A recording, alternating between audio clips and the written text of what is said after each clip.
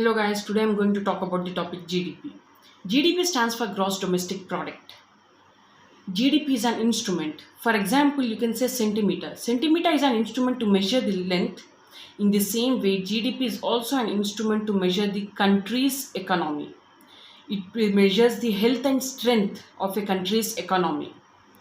For example, you buy the sketch pen for rupees 5. This 5 rupees is also a part of GDP. In the same way, almost all the things around you are a part of GDP. So you can say as GDP measures the total value of goods and services in a country. All the countries in the world have their own GDP. For example, you can say as India. Example, India's GDP is 2.72 lakh crore rupees. This 2.72 lakh crore rupees, where does that calculation come from?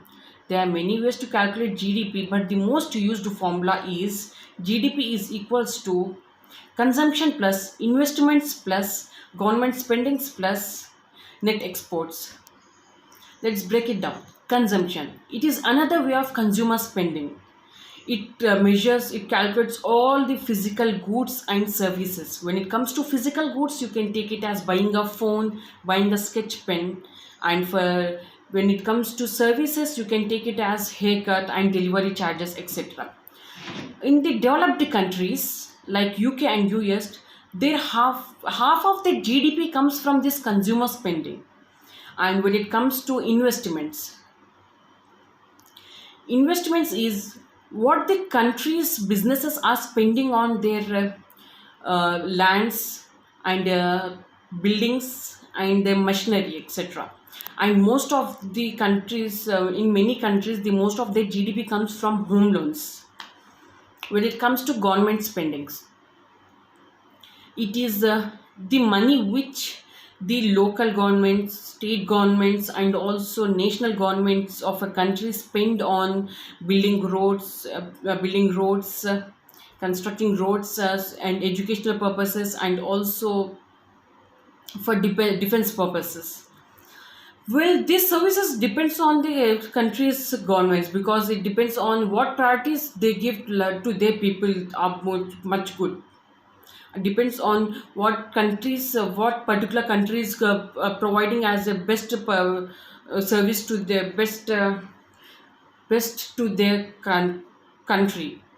For example, you can take a example. If you take for India, it's good to have schools and roads and as I said, defense. For it may vary in other country. So this is the government spending. And when it comes to net exports is equals to gross exports minus imports. When you get this net exports as negative, it means that the country is importing a lot than it is exporting. Always remember, anything in excess is not good. Exporting more excess is also not good, and whereas in the same way, importing in excess is also not good.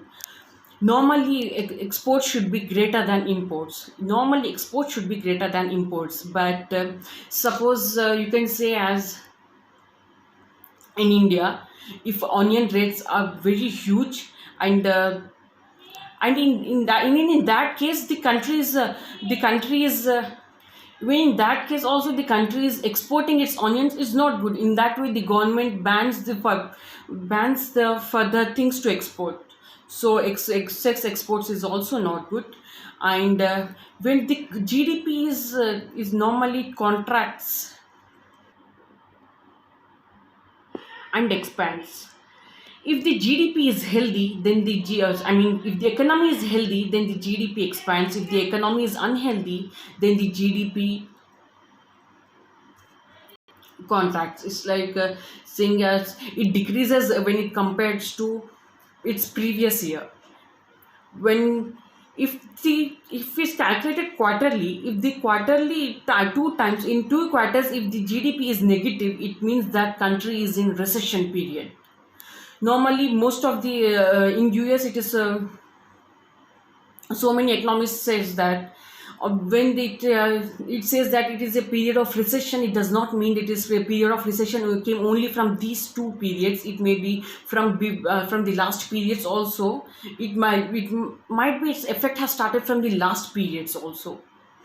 And so many economists say that calculating GDP in this way is also not correct, because it calculates because it concentrates more on investments and also on consumers, I mean consumption, consumer spendings. So hope you like this video. Thank you.